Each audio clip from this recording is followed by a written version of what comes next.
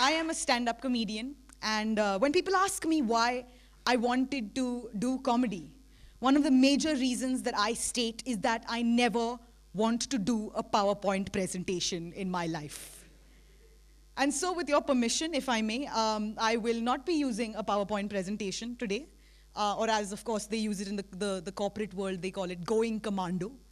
So I will be going commando, if you will.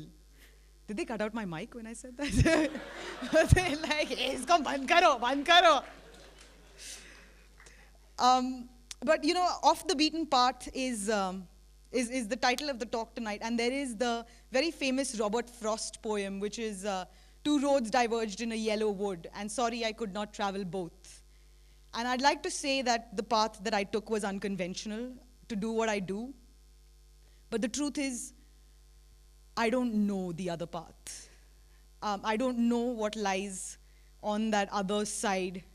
I started my career, if you will, working for a production company, and I'm not going to mention any names, but and it was quite a soul-sucking experience. I mean, there were dementors who made me feel happier.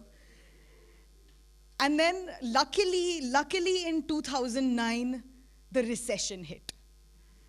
So I lost my job, and for a year I was still in the US at this point. I had finished my undergrad studies in the US, and I finished. So I lost my job, and then I still wanted to hang around because who doesn't want to hang around in the US? So I had my OPT still going. By the way, all you engineers, check this out: OPT, CPT, and all these things you all need to learn. And so I had my OPT still going, and so I was, really using my college degree by bartending, doing manicures and pedicures, and babysitting, which luckily are jobs that pay money. And finally I came back. I had a minor accident, if you will. I fell down and broke my foot, and I had no medical insurance, and a bill of $18,000 was handed to me. So I was like, I will have to run away. I have no choice. And so I came back to India. And when I came back to India, I was, of course, very heavily into a regime of doing nothing and drinking Horlicks. And finally, I heard about these open mics that were going on in the city. And open mics are basically these places where upcoming comedians go to try out jokes. So there is a lot of garbage that goes up there. Like a lot of really, really awful stuff. And so, of course, mine was, I contributed my 2 minutes of awful stuff there on a regular basis. And now, everyone talks about the non-beaten path, off the beaten track. And everyone talks about successes. Everyone talks about how it was so amazing. And I mean, I would like to, of course, tell you, oh my God, I'm one of the top 10 comedians in India, according to Times of India. Or like the top 10 comedians to watch out in 2014, according to CNN, IBN. Or like my solo special was considered like one of the top 25 cultural experiences of 2014 by the LA Weekly. Or like the Comedy Bureau in London declared like that the documentary film that I was in, Stand Up Planet, was one of the top 100 things to happen in comedy in 2015. But I'm not going to say that.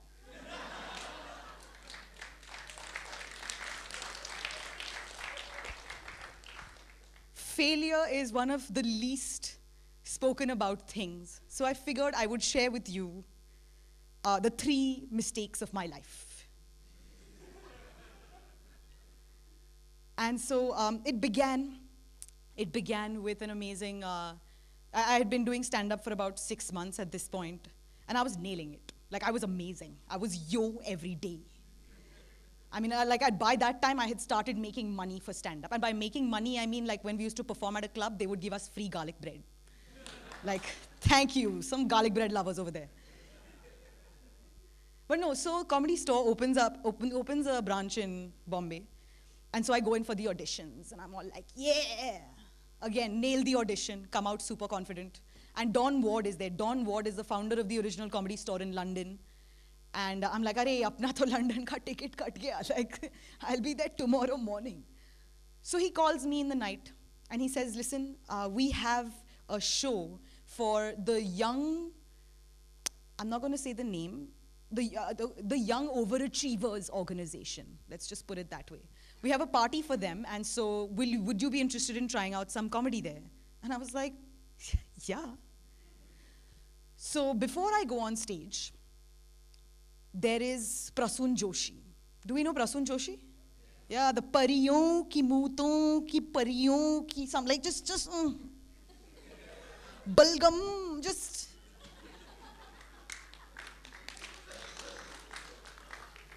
How do you follow up that?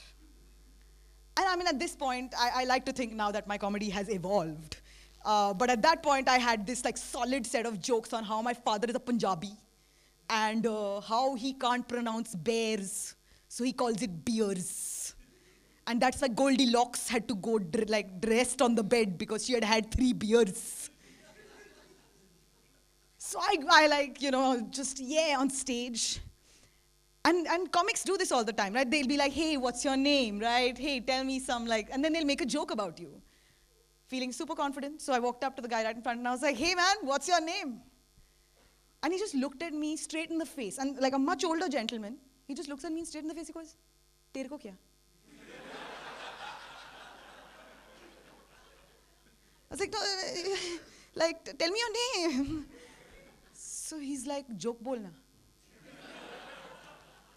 My brain moonwalked off stage.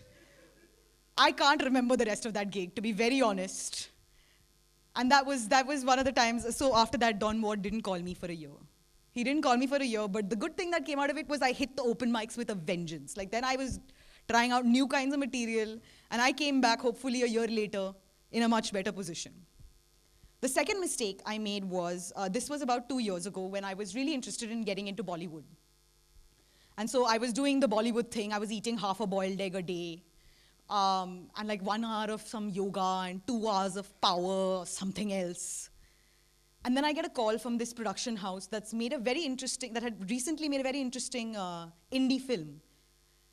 And it was a mainstream production house that it was this film called Shore in the City with Sendil. And I really liked the film actually. And so when they called me, the casting director said, our director has seen you and he thinks you're perfect for this role. So we don't even need you to give an audition. Just come on in for the screen test. I was like, this is it. This is the beginning of my career. I will be the next Johnny Lever. So I get out there. I go in for my audition. And the first thing, the casting director looks at me and goes, did you get something else to wear? And I was wearing a black shirt and black trousers. I was like, tabula rasa. I will be any character. And so he's like, did you get something else to wear? So I said, no, actually, this is it. And he's like, okay, fine. Here's this. Your characters, we're gonna screen test you for 3 characters, okay? This is for a movie which I'm just gonna give you the alphabets of, KKHH. I hope none of y'all know what this movie is.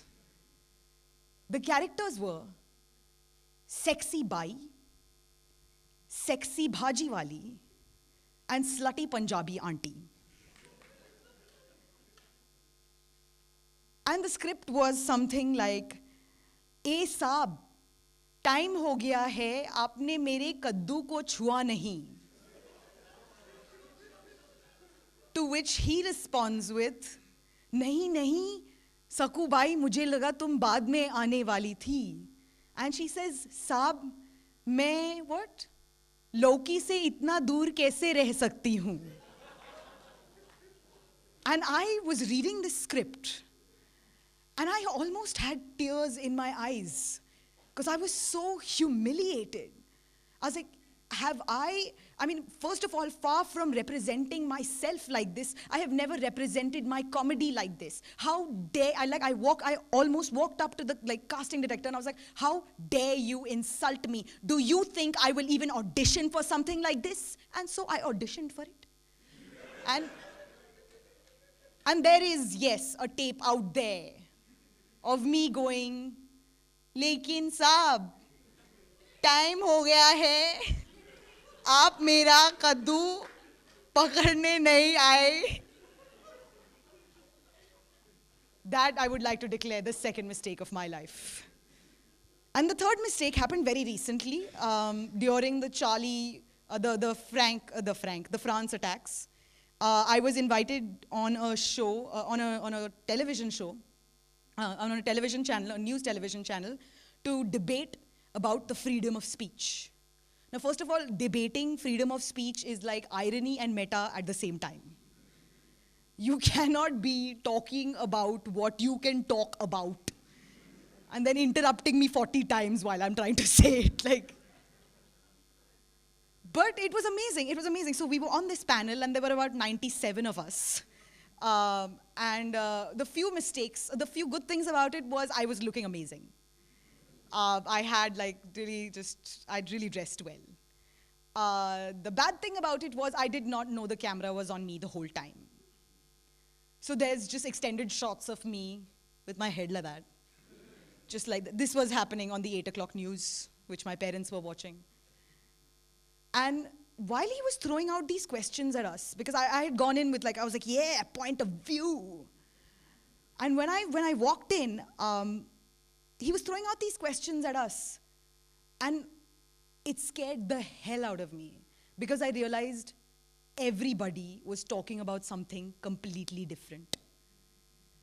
Nobody was even talking, there was one woman who had lost it about Taliban cutting off hands. Another guy was like, no, but India has a great culture of forbearance. Another guy, I was very quiet. I'm never quiet, and I was very quiet that whole debate. And so and it scared me again that this is what formulates the public opinion in our country. I don't feel so ashamed of my dick jokes anymore. Thank you.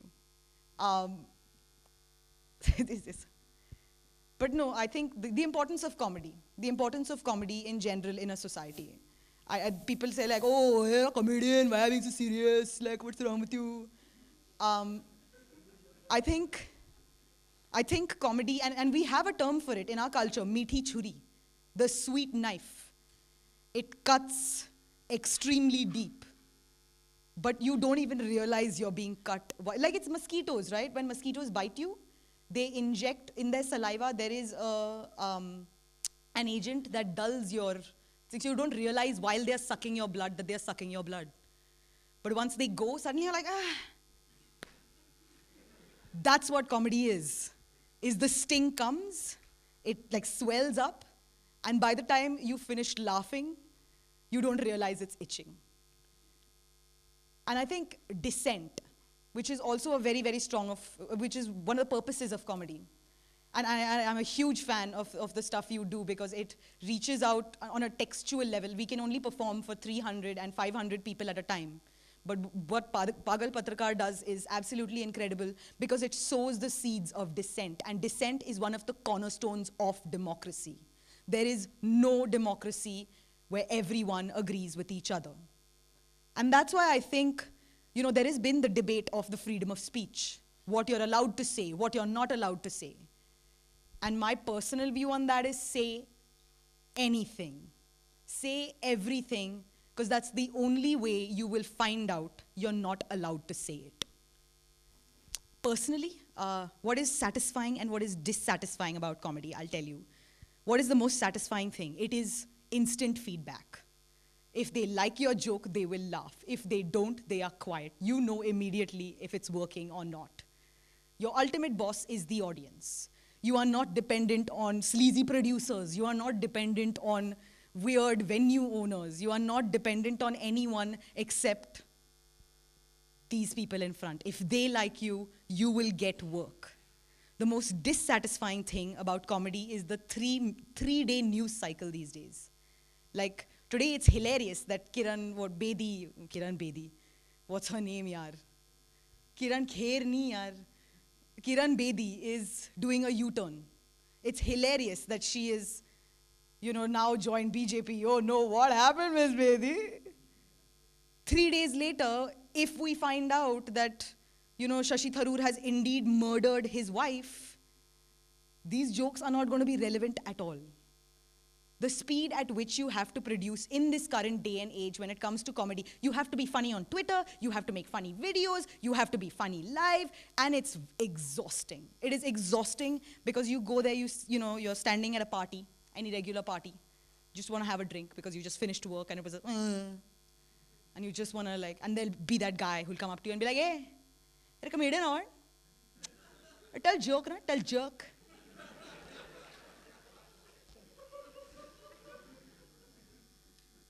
This is like, go like meet a porn star, like at a party and being like, hey, you're a porn star? What does this feel like? Just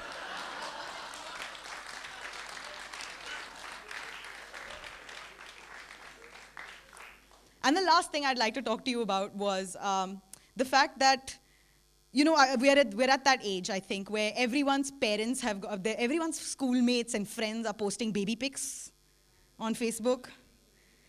And I have to admit, I'm not fully convinced of the idea yet. I think having a child is the ultimate act of vanity. I think you're like, oh my God, it looks just like me. Like, I can transfer all my issues onto this kid. Like this morning, I'm sorry, but like this morning, my flight is delayed by like 18 hours. And we're standing in, like, there's like, again, 2 bathrooms and 50 women standing outside. And then this one woman walks in with a baby. She's like, can she go? Can she? She wants to go very badly. I said, हम तो time pass के लिए खड़े हैं यहाँ पे. Sorry, she'll just go. I was like, lady, who is it more acceptable to, to walk around with pee in their pants?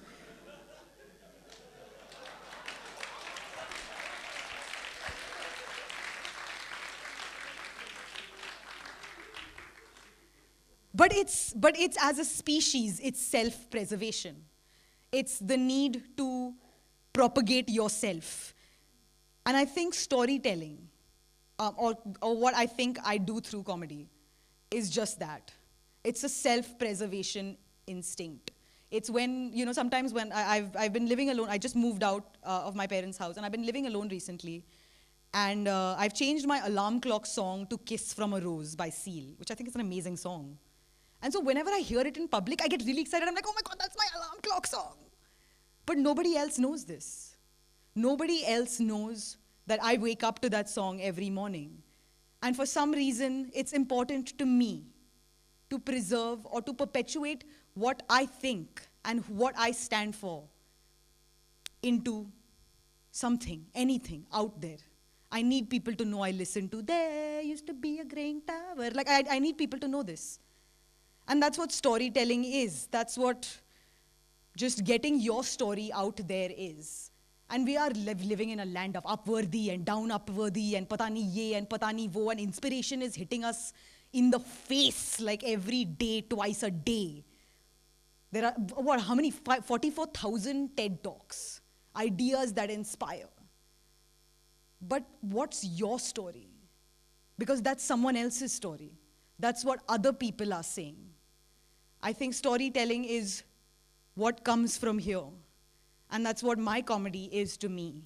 And that's why I think I have been walking off the beaten path. Thank you.